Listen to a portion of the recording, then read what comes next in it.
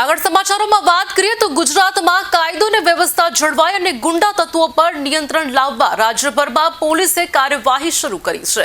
ત્યારે હળવદ પોલીસ દ્વારા વ્યાજ વટાવ અને મારામારીના ગુનાઓમાં સંડોવાયેલા ગુંડા તત્વોની મિલકત પર ડિમોલેશનની કાર્યવાહી કરવામાં આવી છે। આ કાર્યવાહી દરમિયાન 2 આરોપીઓની મિલકત તોડવામાં આવી હતી અને રોકડ દંડ પણ વસૂલવામાં આવ્યો છે। આજરોજ હળવદ મુકામે હળવદ પોલીસ દ્વારા રેવન્યુ તંત્રની મદદ લઈને જે 100 કલાકમાં લિસ્ટ બનાવવામાં આવેલું હતું ગુનેગારોનું, એ ગુનેગારોની ગુનેગારી પ્રવૃત્તિ ઉપર અંકુશ આવે તે સારું તેમના દ્વારા જે ગેરકાયદે કૃત્યો કરવામાં આવ્યા છે તે દૂર કરવાનું કામ ચાલી રહ્યું છે।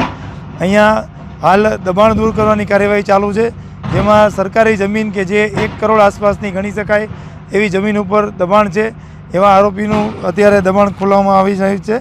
અહીંયા હળવદ પોલીસે છેલ્લા 15 દિવસની અંદર કામગીરી કરતાં કુલ 10 ડિમોલિશન કરીને અલગ અલગ જગ્યાઓ ખુલ્લી કરાવેલ છે અને 3માં હજી સંકલન કાર્યવાહી ચાલુમાં છે। અને આ જે જગ્યા છે એમાં આજની જે જગ્યા ખાલી થઈ રહી છે એ 1 કરોડ ઉપરની જગ્યા છે। PGVCL દ્વારા અલગ અલગ 8 કેસ કરવામાં આવ્યા જે ગેરકાયદે વીજ કનેક્શન મેળવવામાં આવેલા હતા, જેમાં 11,95,000નો દંડ કરવામાં આવ્યો છે અને પ્રોહિબિશનના પણ 2 કેસ કરવામાં આવ્યા છે। આમ જે ગુનેગારોનું લિસ્ટ બનવામાં પામેલ છે હળવદ પોલીસ સ્ટેશનમાં, તેની પર કાર્યવાહી કરી અને ભવિષ્યમાં ગુના ન આચરે તે માટેની આ એક દાખલારૂપ કાર્યવાહી કરવામાં આવી રહેલ છે।